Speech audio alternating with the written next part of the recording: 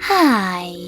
In front of me is OPPO Reno 10 Pro, and today I would like to show you how you can change theme of this device.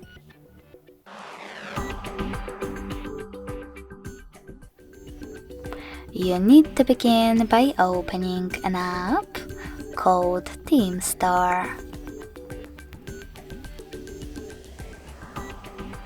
Now select Home at the bottom left corner and click on Themes at the top.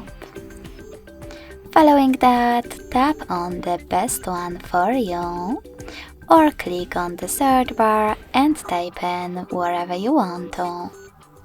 You can also tap on Categories next to Home and pick one of those options. I will go with this theme though, so I have to click on it, tap on Apply, wait couple of seconds and select Home button. As you can see, after that, theme of my device has changed.